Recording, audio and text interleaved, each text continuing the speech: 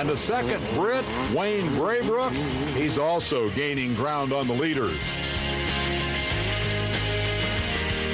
When we come back, the front runners head for the hills where a hearty crowd of spectators wait.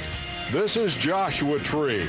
End of the line for a lot of riders last year, a key challenge for anyone who wants to be the Red Bull Last Man Standing.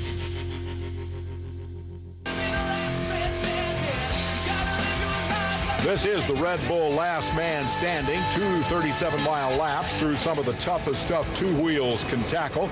Out front, all alone, last year's winner, David Knight. So far, only our cameras have appreciated his great ride, but at Joshua Tree, he'll have his first opportunity to dazzle the crowd. Number 10, Nate Kinney, has passed Guy Cooper to move into second place within sight of the leader. Here's his attempt at Joshua Tree.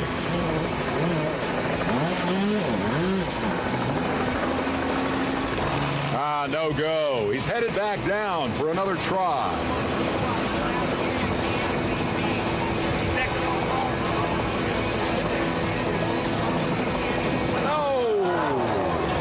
Tiny miscue, but Caney suffers a painful face plant.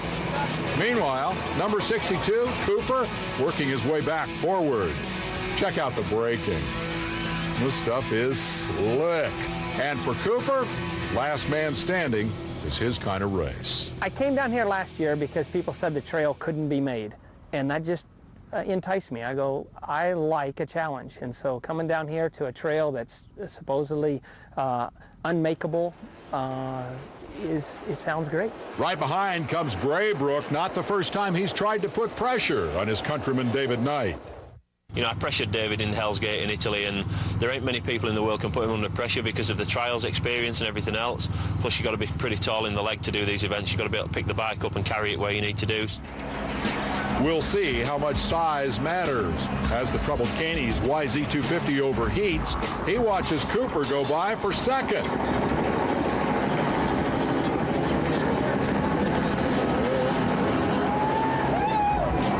Coop, the world Supercross champ back in '93, short on grip, using all his best moves. But trouble is coming. Braybrook is close enough to challenge for second place.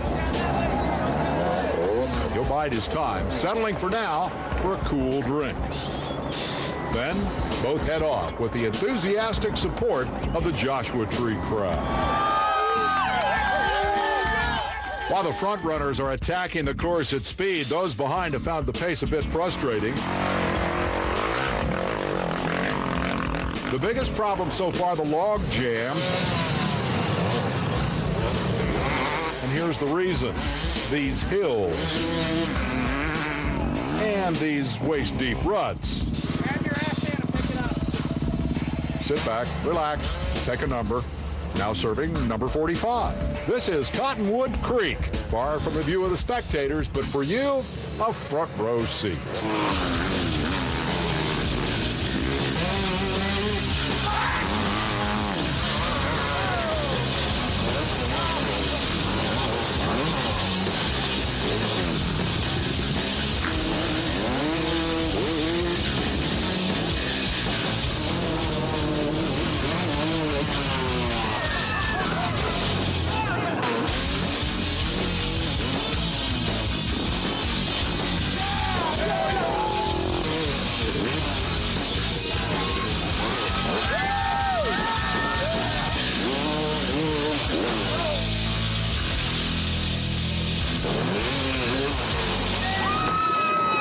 I'm done. I broke my handlebars off.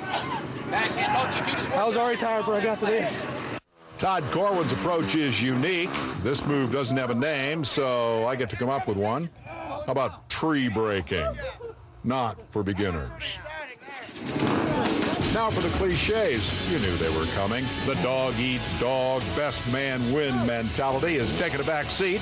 Goodwill lending a helping hand, replacing it for the moment. Without help, most of this field would probably not make it beyond mile 5.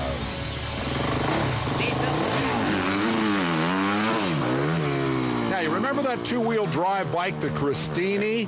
Here's one now with 10-time U.S. Trials champ Jeff Aaron getting a grip. Where better to show off new technology than one of the toughest races of the year.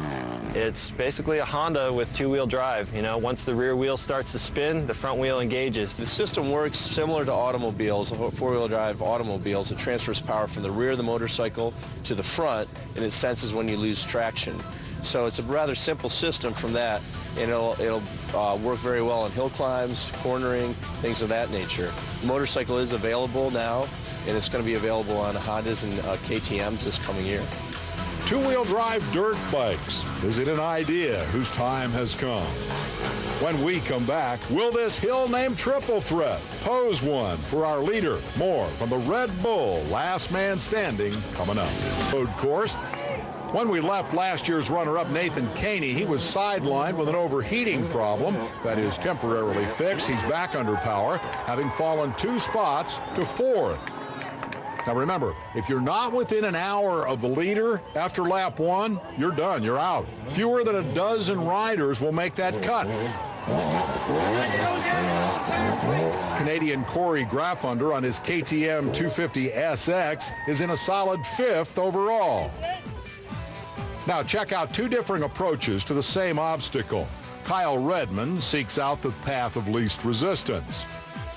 Nathan Wood tries a more direct approach, and each gets the job done. Gravity, meanwhile, always an issue. Remember, kids, always wear your protective gear.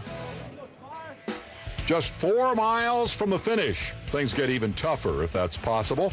This is called Triple Threat, a series of ups and downs across car-sized boulders. Throw in a little mud, a little snow, a little ice. The fun factor just increases exponentially. The leader, David Knight, gets the honors of being the first up. His 6-foot 4-inch frame, an advantage here.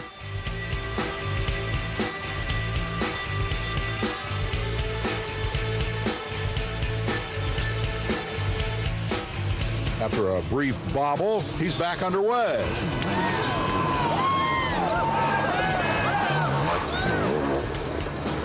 Down again, then back up.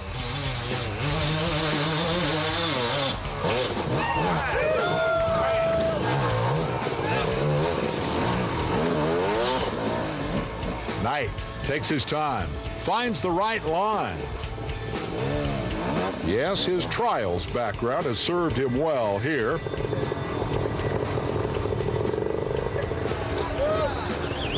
While behind, it's Braybrook's turn. A handful of throttle, a whole lot of muscle.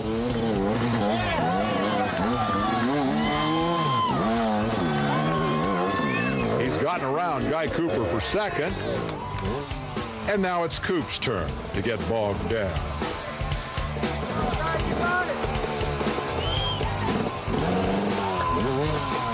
Remember what Cooper said earlier? He's here for the challenge. Well, this is what he was talking about.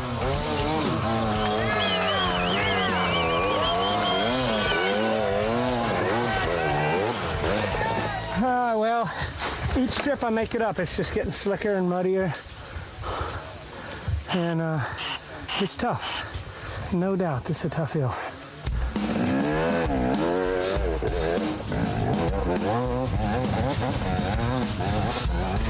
Hey, there are no extra points for style.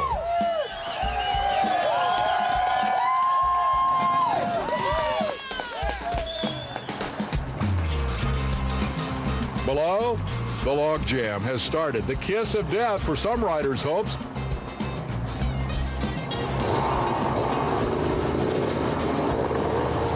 The leader, Knight, on his way to the last obstacle, Texas Stadium, with a 20-minute advantage over second place. David's lead is in no danger. The issue is that 1-hour cutoff.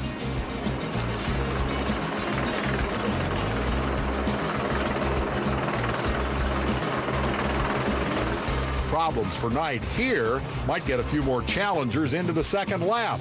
In no great rush, Knight is on his way to the checks.